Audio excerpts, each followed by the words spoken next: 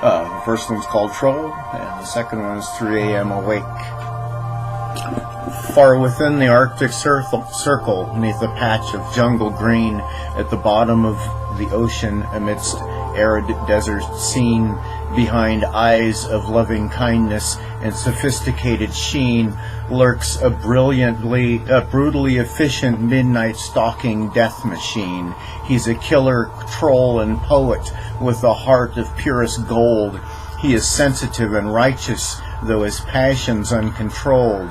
He has died the deaths of thousands, suffered through their pains fourfold, lived to muse and to consider, his immortal soul to mold.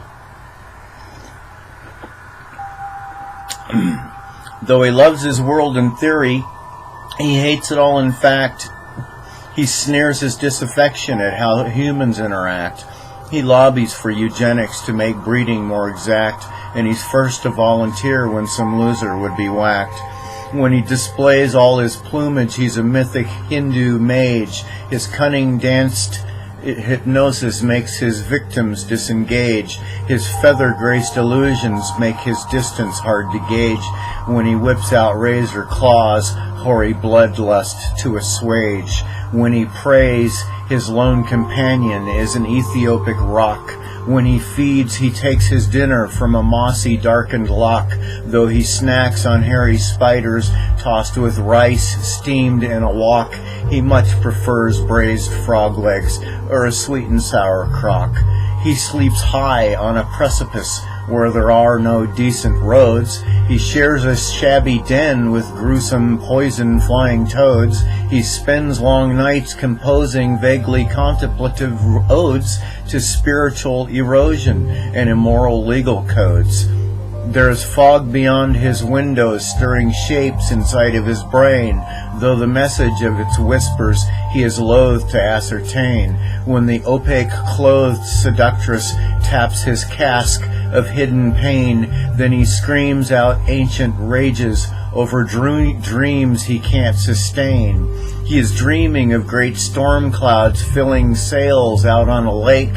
He is dreaming of a box kite and a long-forgotten ache. He is dreaming of his past lives, though he thinks he's still awake, while he stares into gray vapors like the widow at a wake.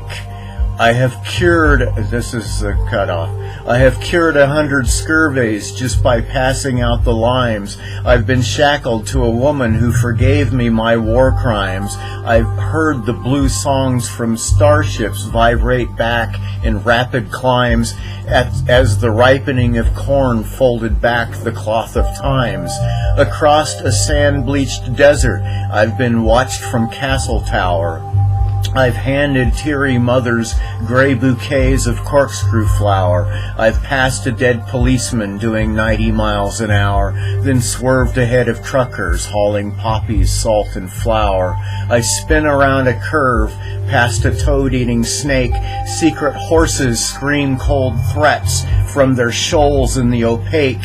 Every child from the village lies in boxes in the lake, and I wonder why I watch the clock at 3 a.m. awake.